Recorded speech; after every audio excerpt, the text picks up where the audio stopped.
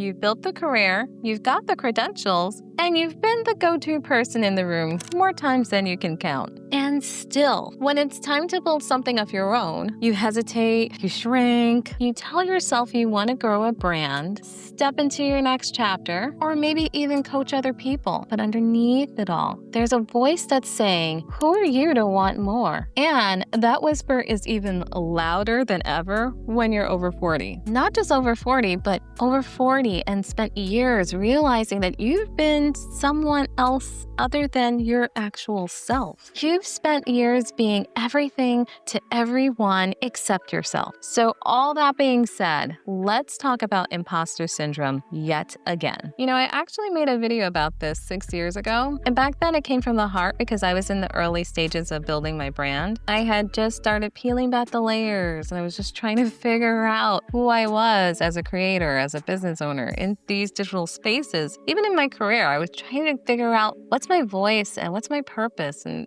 who am I? Yeah, it was an existential crisis of a sort. And the funny thing is, that version of me was performing in ways I didn't even realize. And I certainly didn't reach at the 40+ version of myself that I am at now. This version who's learned to lean in, to name it, and to grow through it. It being imposter syndrome. Back then, I didn't talk about what it feels like to be the only sparkle in a room full of clouds, or how disorienting it can be to be both highly capable and also highly sensitive. Two juxtapositions here that tend to bubble up at the same time. I didn't know what it was like to be told that you're too much, and yet at the same time feeling deep down inside like you're not enough. Makes no sense after you've made it. So if you're trying to build a personal brand, we need to address the elephant in the room. The elephant that's always there. Are you ready to dive into this? Okay, we're gonna go deep. Ready, set, let's go.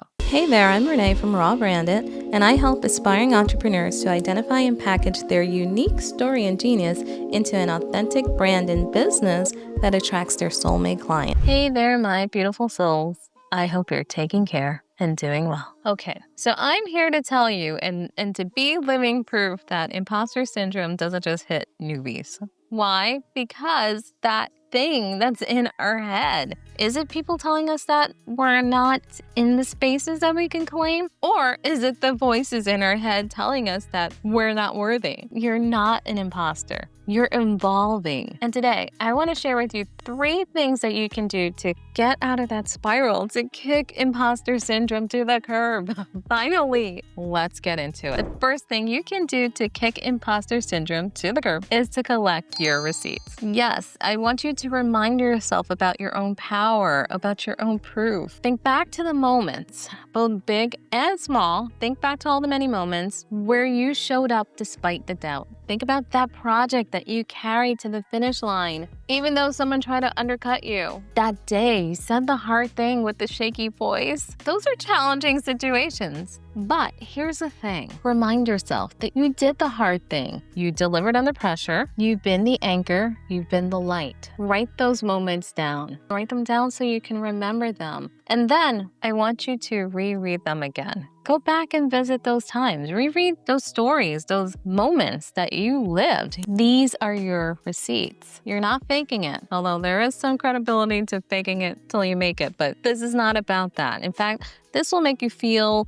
more confident, more rooted in you, your purpose, and your goals. This is a gentle reminder. So I want you to do that exercise. You can pause this. Don't leave the video. You can pause this video, do the exercise, and then continue to hit play, okay? The second thing I want you to do to kick imposter syndrome to the curb is to write a letter to your future clients. I want you to speak from your soul. I want you to come from a soul-driven place, not from ego. I want you to tap into your inner essence. This isn't about journaling to yourself, although that is helpful too. This is about writing to the person who you're meant to serve. What do you know now that they desperately need to hear from you? you in particular? What lessons did you have to learn the hard way that you can now pass along with grace and they can avoid? Because here's the thing, you've lived it, you've earned it. You've been there, and again, you've got the receipts. And most importantly, you don't have to be perfect. It's not about perfection. It's about coming from a place of power because you have perspective. And I don't know why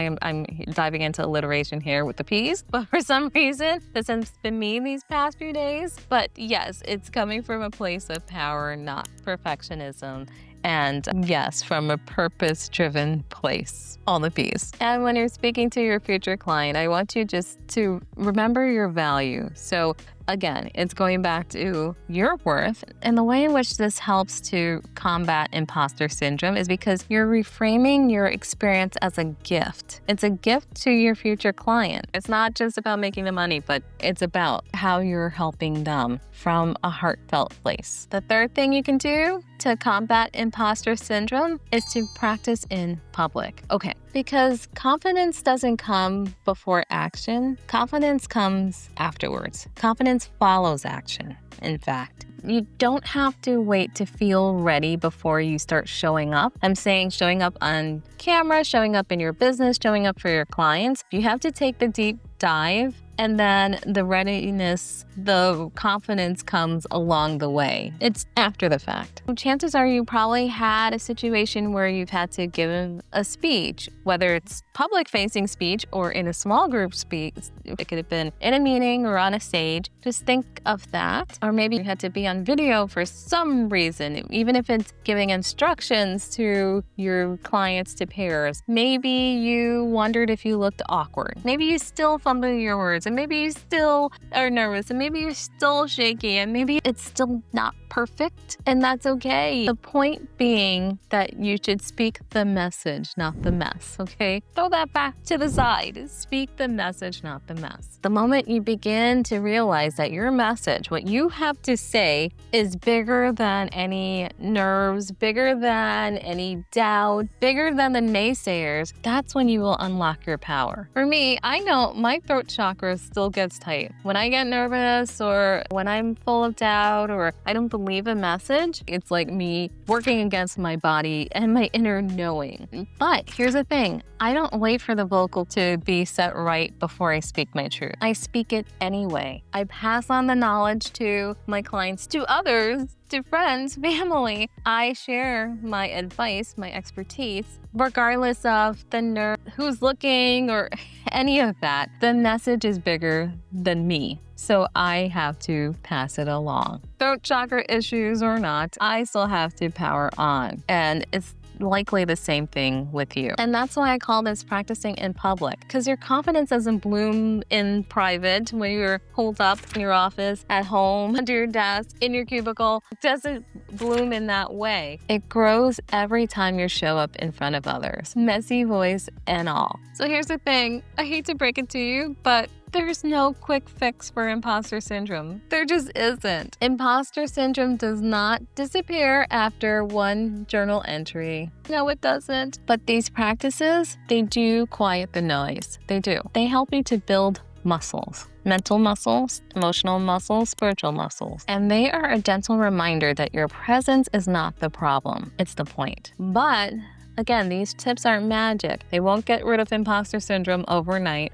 but they will shift the energy. At the end of the day, imposter syndrome is about fear. 100%, and fear always shrinks in the presence of action. The more you show up, the more you speak your truth, the more you're helping clients, the more that you are putting your personal brand out there, the more your voice becomes undeniable. You're seen, you're understood, and you're connecting now with your soulmate clients. Not because you're speaking any louder. In fact, it's because you're being clearer. You're clearer. People can see you clearly, people can hear you clearly, people can feel you 1000%, feel your essence clearly. And that's what you want. You want to be crystal. Here's the thing. You've got the experience, you've got the story, you've got the expertise. Now let's build a brand that reflects all of that goodness. And if you're in that season of building and ready to turn your skills and your work into something powerful, I'd love to support you deeper through my course, The Product Is You. In The Product Is You, you'll learn how to create an authentic brand and business that will allow you to attract your ideal clients. We walk through the whole process of validating your offer, creating your authentic brand,